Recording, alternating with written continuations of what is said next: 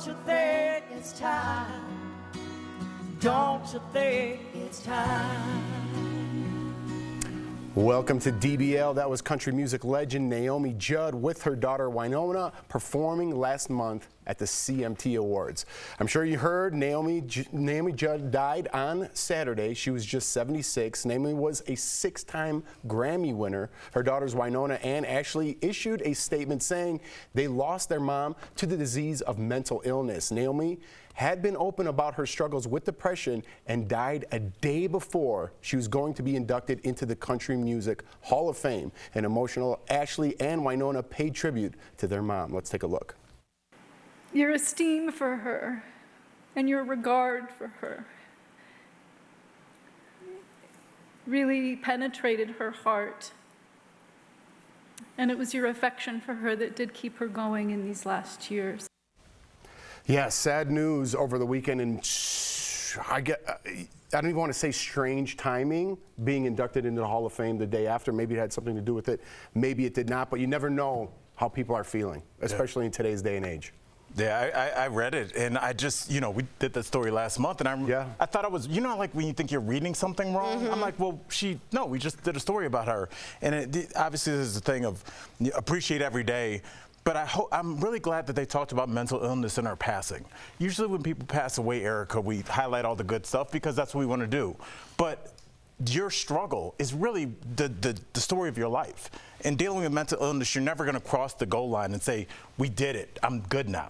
It's a lifelong battle, and when people understand that, I don't think they'll feel as bad when they have setbacks. So shout out to her for that. Yeah, also, this is literally Naomi speaking about that to Robin Roberts. We have a clip of that. I just want to hear it from her mouth. Because they see me in rhinestones, with glitter in my hair. That really is who I am. But then I would come home and not leave the house for 3 weeks and not get out of my pajamas, not practice normal hygiene. It was really bad. And before you go on, Tori, I do want to point out that Ashley and Naomi, they might look different, right? And I'm not poking fun at anything. It's not because they had any work done. It's because of steroids they had in the medication they're taking. I know a lot of people aren't even going to see this story that we're talking about. They're just going to see their face and comment on that. But I wanted to put that aside and talk about that and not put it to rest. I appreciate that. Anybody who's had steroids or prednisone, you get moon face, and it's very clear that that is definitely what they had, and they spoke about that. But just know that regular hygiene is something that's very embarrassing to talk about, but in college I had a hard time with that. Picking up a toothbrush was it felt like it was a ton. It was so hard to do anything. So CBS and other places are reporting it as a suicide, and again, the timing is just heartbreaking because of what she was about to be honored with. Well, I think this is such a sensitive, obviously the whole story is very sensitive, but the fact that they brought up, the mental health aspect of the death, because I know people who, clearly I've talked about that I lost a close friend right at the start of the pandemic. She took her life. A lot of people don't even get memorialized when that's their cause of death. Yeah, that's true. There's no public obituary. People don't speak about their passing. It's as if they were never here. And I think that, especially in the past couple of years, that's been compounded by the fact that we did virtual ceremonies, celebrations of life. We didn't gather.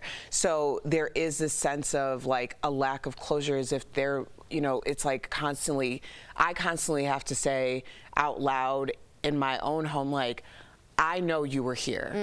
I remember you being here. You meant something to me. You were seen. Because that's the way it's felt, and I think when you're talking about someone who is so celebrated or seemingly has it all, people also put so much more pressure on you, because to whom much is given, much is required. And it's the requirements can be too much for people sometimes. So I think when we're looking at the empathy that we should give, make that a blanket empathy level, because you really don't know what the situation is. She was about to go on tour too.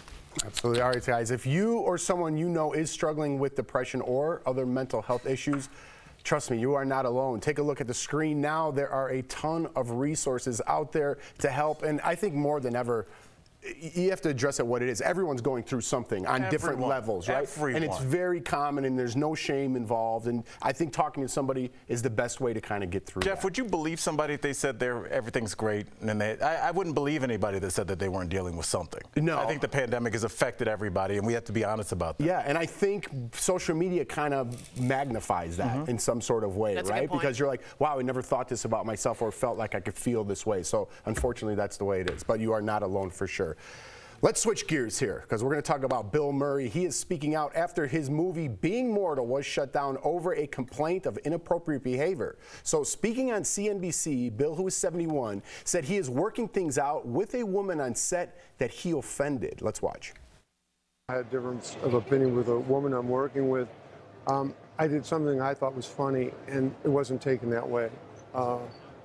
The company, the movie studio, wanted to do the right thing, so they wanted to check it all out, investigate it, and so they stopped the production. You know, the world's different than it was when I was a little kid. You know, what I always thought was funny as a little kid isn't necessarily the same as what's funny now. Things changed, and the times changed. So it's important for me to figure it out. Where was he? He was speaking on CNBC. I mean, where? Oh, he was at a Berkshire Hathaway conference for a shareholders meeting. Factory to make people, just random people walking around. He'll be commenting on that next week. Okay. So according to the New York Times, the woman is Bill's co-star. Bill did not disclose what actually happened on that set. And I hate commenting on things, just me personally, when you don't know both sides. I'm glad Bill's speaking out, but I don't know what he's speaking out against. Right. Yeah. Which makes this a landmine situation. Right. Yes. Yeah. Like, Before you're on camera saying something. Yeah, I need to know. Yeah. Well, this is what I found out. I did a little research. A source, and again, it's page 6, so take that with a grain of salt, but they said a source told page 6 he was very hands-on, touchy, not in any personal areas, but he put an arm around a woman, he would touch her hair, he would pull her ponytail. So it seemed like almost like playground kind of antics in some ways. And they said it's a fine line. Everybody loves Bill, but while his conduct is not illegal, some women felt uncomfortable and it crossed a line. So that's the most we're getting out of a source from page 6 is what I could find. So yeah, it's a little awkward not knowing what we're talking about, and we're talking about like a big issue. Yeah, and I think the only other thing to come out of the story is like, was he warned before they shut down production? And if so, how many times? Because I wonder if somebody complained and they shut it down, or if he was warned 1, 2, 3, 4 times and then they shut it down. It'd be interesting to just see how this plays out, but we have to have the exact details. You found more than I couldn't find anything. It was just kind of the same articles. Let's just take it to the point where like, older generation, Bill Murray, 71, did I say he was, to a 20-year-old, right? Yeah. I've heard things just like if you go out in the world, older people are like, wow, I can't believe you just said that. Yes. You know what I mean? They're not kind of aware I was at the grocery store. where we're at in the world right now. I heard an older man, and I am sorry to talk over you, but you just unlocked a memory. I was, this older guy asked me to get a jar of pickles out of. How dare he? Yeah, I know, it was a high shelf, and I went and got it, and he took it, looked at it, and there was a certain kind of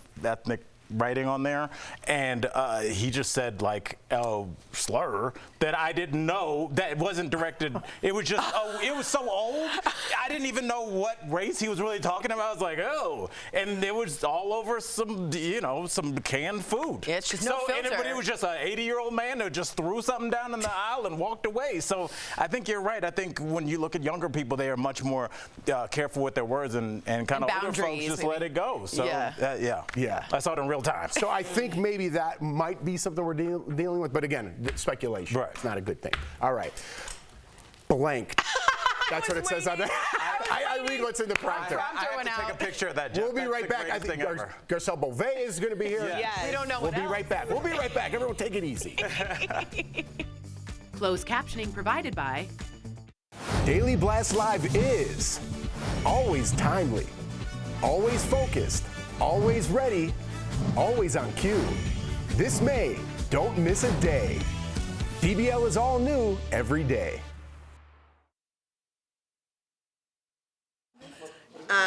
Yeah, that Bill Murray story was like really uncomfortable, because if it turns out to be something that it is egregious, none of us want to be up here being like, well, he doesn't know better. He's 71. Hey, so It's what are you like, going to do with this? Sometimes you have to take accountability. You want me to but just at the read same off the time, card? maybe it's preventative, maybe it was precautionary. I don't know. But I will say when we're talking about Or if we throw people, like the Garcelle older Beauvais in generations now and the Read the idea card? that people just say whatever it Yeah, is. the filter's that they gone. say. Like, I was in a situation where Yeah, yeah. a woman said something. Totally. I like that. I and like it when was I don't not like at my it. But parents' it's all home. good. And she was like a friend of a friend who came, and I went to correct Okay, her. cool. And So, my mom but they'll just have B-roll gently over what I'm saying placed too, her right? hand Is that- on my shoulder, like, just let I'm it saying go. that still works, right? Just let it go. And it wasn't that like, I mean, it was offensive. I was going to say something, but my mom was just like, for the just in this moment, like, this lady, we don't know her. She's never coming back. Yeah. She said all that with just a hand on the Yeah, shoulder. that was what I Just got. let it go. Like, we don't know kinda her. wanna She see will what it was never gonna be come like without back. her. Just, Sometimes you just let it go. and I'm like, but, Yeah. and I've always said, Erica and Tori, like, I think that there's a thing where when you're coming up, especially in the business, and you're a young, handsome 20-year-old talk show host or whatever, you use the same line that you do when you're 60. Right. And when you're Hey, young gal. and 20, it's everybody's like, oh, God, he might ask me on a date. But when you're 60, somebody that's now 20 might be like, this creepy old guy that looks like my Right. grandfather. Right. And it could be the exact same thing you said in 1974. That is so true. And you just don't realize so times have true. That changed. just happened to me in Vegas, and I was like, at the end, I Okay, go, yeah, we don't have enough oh, time. you Are we thought gonna I do was both gonna beats of this? go Yeah. out? Okay. Like, I thought you that's were already- giving me. Yeah, it's like, hey, Dame, where have you been, Dame?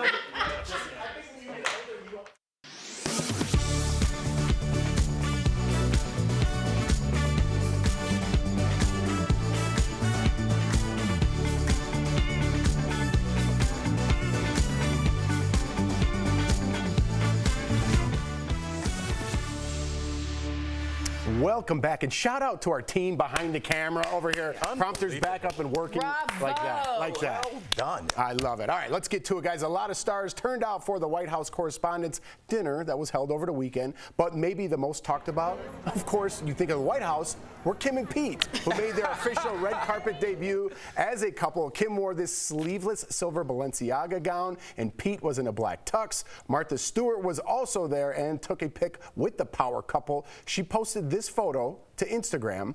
Martha also posted this old video clip of Pete saying she recalled meeting him 7 years ago, and now says he's all grown up, squiring gorgeous women around and appearing everywhere. Squiring? I don't know. Can we say that on TV? Can we I think so. joust later? That's like an very old school, I like it. 71-year-old offensive word. Yeah, that's like around the same era where you throw your raincoat down on the ground over a puddle. That's old school. I love it. Yeah, I mean, you forget about how like long Pete's been around. Like he's been famous for a while. And as you were kind of joking about the White House, but it's like I kind of got first lady and first man vibes from them. Well, that was what I was going to ask all of you is, Kim chooses where to go, right? What places to go, and she debuted her romance on this particular White House Correspondents' Dinner, and as you so well said the Met Gala's tomorrow. Why not just do it tomorrow? I think this might be a little arrow pointing towards more of a political run or feeling around Kim. Remember her social justice movement, her Innocence Project, her wrongful conviction, and I think this might be a little... The baby bar? Yeah, the baby bar. I think this might be a little nod to what she's interested in. Otherwise, they were there just to be an it couple. They looked great. They did, didn't they?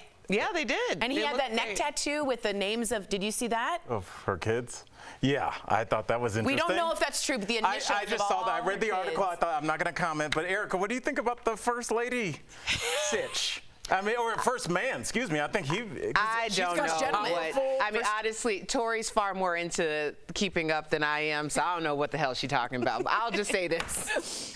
I really hope those are not her kids' names tattooed or initials tattooed on his neck. Like, bro, you can't do that. You just got here like yesterday. way early. They're not your babies. Not right. They got a daddy. You cannot do that. The daddy's Kanye. We'll talk about it, I'm sure, more later in the week once we get more official with what it exactly means. But speaking of Pete and Kim, the newly minted power couple is expected to attend tonight's Met Gala, as Tori referenced. In fact, for the first time, Kris Jenner and all of the Kardashian sisters were invited to the bash, but Kylie's boo, Travis Scott, will likely skip the event due to his ongoing Astro World controversy. This year's theme is Gilded Glamour, which is kind of the era where you throw the raincoat down, right? Which represents the Gilded Age. Being in the 1870s, dress code is formal white tie for men and floor-length gowns for women. But in the past, it's been anything goes. Katy Perry went as a chandelier in 2019 and then sported wings in 2018 for the... She was a burger, too. Heavenly Bodies theme. Lil Nas X came dressed in armor, and Rihanna and A$AP Rocky wore oversized quilts. Who could forget Kim's all-black look from last year? What a nice little trip down memory lane, huh? Yeah, how are you feeling about the chandelier era? I kind of like the Met Gala. I like when people push fashion a little bit. It's the only time that that's kind of appropriate to dress in a gigantic quilt. But see, I'm here for it. I am too, but Sarah Jessica Parker brought up that she spends 9 months planning for this, and a lot of people, like Katy Perry, are usurping the Met Gala, which is about the art. They go into the Met to go in to look at art pieces, and they're showing up in burger costumes and chandelier, and it's like Halloween. So I think they're trying to get it more back to class and dress, and less into like, I'm a Jack in the Box from the Masked Singer. Well, we will be covering the fashion tomorrow. Yes, so stay tuned for that. yes. Coming up on DBL, our interview with Garcelle Beauvais from the Real Housewives of Beverly Hills. She's talking all about her past dating life, including the one that got away. You're going to want to stick around.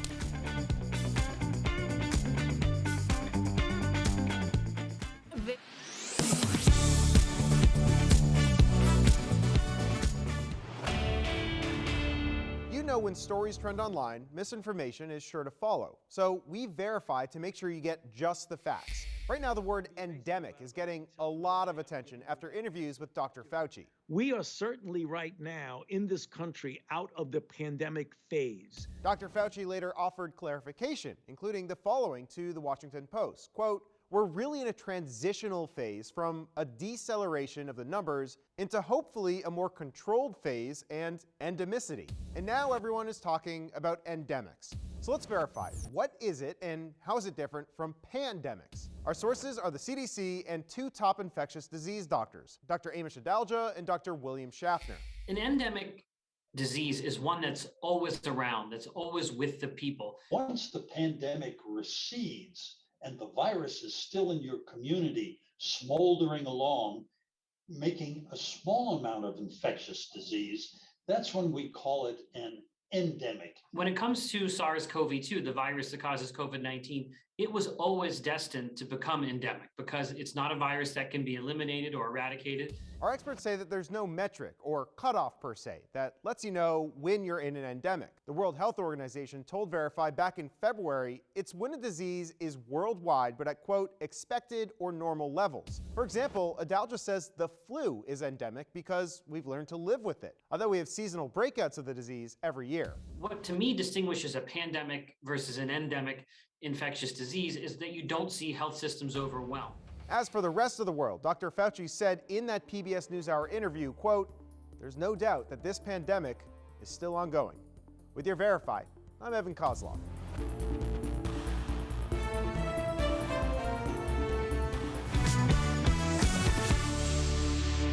You want to be on the side of the victims because you think that's cool. What I'm telling you, it's cool. I don't give about anybody else but me. Is that to make Erica look bad, or is that out of genuine Erica, concern? I don't have to make you look bad. You can do that on your own. You better let her know. That's how it's all going down on the new season of The Real Housewives of Beverly Hills. And a real fancy housewife is keeping it all the way 100 in her new memoir. Earlier, we caught up with Garcelle Beauvais. Check it out. First of all, I feel like I manifested you being here because we were waiting in valet together for the Essence Black Women Celebrating Hollywood. Legend. Yes, and I was like, I got to get you on our show. And here you are. You did. Yes, I did. Yes, I did. So welcome. You really did. You're an established actor and the first Black member on The Real Housewives of Beverly Hills. So what ultimately made you join the cast?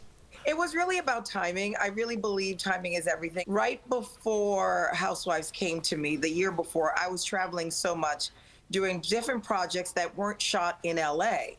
And so my kids were about to go to middle school, and I thought, you know what, I need to be home more. And then the second part is, I'm a fan of the show. I'm a fan of the franchise. I have some friends, obviously, had some friends on the show. So it just seemed like, let's give it a shot. Yeah. And I ain't scared. You shouldn't. No, you're not, and you No. should not be. And Garcelle, I have to tell you, I love you on The Housewives for your transparency, and I love you even more for how open and candid you are in your new memoir, because I feel like everybody reading it, especially someone going through a divorce, can really relate to you. And a lot of times you don't feel seen and heard, but you're going to make people feel seen and heard. In fact, you're welcome. You went into great detail about the day that you found out that your ex-husband was having an affair. Not an easy thing to spill. You exposed the affair in an email to friends and colleagues. It went viral. I love that you talked about it. Would you do anything differently? I know. No. Good. No, because I do believe everything happens for a reason. I was in shock when I wrote that letter. I hadn't slept. I found it in the afternoon and I hadn't slept all night. No, I really feel like everything happens the way it should. Even in the midst of the most devastating pain in my life, I heard something say to me, you're exactly where you're supposed to be. So in your new memoir, you say that Eddie Murphy was the one that got away. I know you weren't watching the beginning of our show, but Sam started a petition to have him host a Late Late Show. Why? Ironically enough. What's so wrong? Why not? Why not? I mean, it's a grueling schedule. He's got a good life, but why not?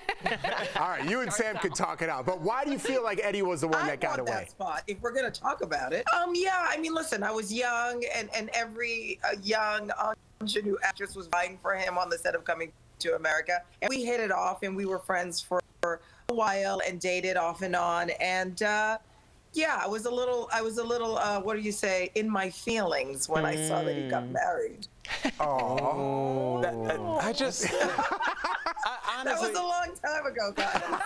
Now, you shared details about your romance with Michael Jordan and an entanglement with Will and Jada. So, talk to the people. What happened?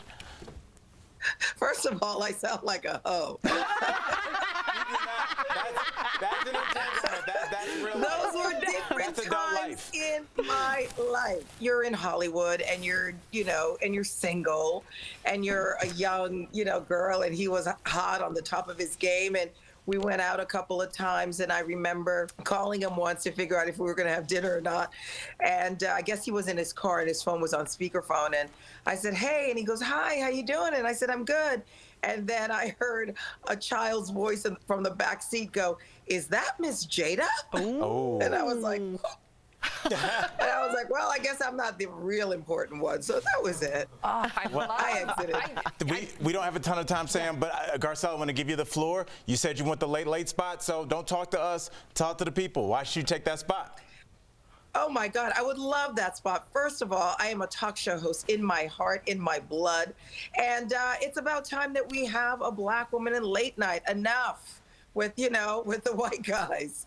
Give me the shot. You won't disappoint. I won't disappoint. Garcelle Beauvais. Yes. It's in the universe now. We're putting it out there. Good job, Al. Good. Garcelle, thank you so much for joining us. DBL Nation, pick up your copy of Garcelle's memoir, Love Me As I Am Today. And if you do become the new Late Night Show host, we all get to come and... Yes, the first episode. Yes, we do. Absolutely. Okay, good. We'll be right back. Bye. Promotional consideration is brought to you by SB 8, a Texas law banning abortions in the state as early as 6 weeks or after a fetal heart rate has been detected, went into effect on September 1st, 2021. Now Texas women who are seeking an abortion after those landmarks have to consider other options, like traveling out of state. A viral tweet posted in April claims 45% of Texas women seeking abortions travel to Oklahoma. But is that true? Let's verify. Did 45% of Texas women who traveled out of state for an abortion go to Oklahoma? Our sources are a report by the Texas Policy Evaluation Project, Dr. Carrie White, principal investigator on the project, and the Guttmacher Institute. The team collected data from 7 states near Texas. The data show that in the 4 months after SB 8 was enacted into law, 5,600 Texas women traveled to one of those 7 states for an abortion. According to Dr. Carrie White, principal investigator at the Texas Policy Evaluation Project, Oklahoma received the most patients after SB 8 became law. Almost half of the Texas residents that we collected information on from those 7 states did go to one of the 4 facilities in Oklahoma to get an abortion. According to the report, the number of Texas women traveling out of state between September and December of 2021 was more than 10 times what it was in the same 4-month period in 2019, 2 years before SB 8 became law. The Guttmacher Institute, a sexual and reproductive health and rights advocacy organization, says some abortion providers in states bordering Texas reported a, quote, domino effect in which the influx of patients from Texas has decreased the availability of appointments for in-state residents, pushing some residents to travel out of state for care themselves, unquote. So in the 4 months after SB 8 was enacted into law in Texas, we can verify, yes, 45% of Texas women who traveled out of state for abortion services went to Oklahoma. But that number is likely to decrease following anti-abortion legislation that was recently passed in Oklahoma. On April 12th, Oklahoma Governor Kevin Stitt signed a law that makes performing an abortion in the state illegal and punishable by up to 10 years in prison. And on Thursday morning, a bill passed by the Oklahoma House will outlaw abortions after 6 weeks of pregnancy. The law will take effect as soon as it's signed by Governor Stitt. With your Verify, I'm Ariande Till. Live Nation says ticket sales are up 45% compared to 2019. The industry is also trying to combat ticket resales. When a ticket is resold for a higher price on a site like StubHub, the artist and the production company don't see a cent of that extra money. So artists are charging more closely to what people will pay to make up for the increased cost of touring, especially for things like gas and personnel. But it's not all bad news. The price of tickets for the cheap seats have stayed steady at pre-pandemic prices, and artists are trying to give concertgoers more bang for their buck, ramping up elaborate production elements like giant video screens and pyrotechnics. No matter what you pay, you will want to check for the refund policy. Some performers have had to cancel shows as COVID cases pop up. Daily Blast Live is always focused, always ready, always on cue, always timely. This May, don't miss a day. DBL is all new every day.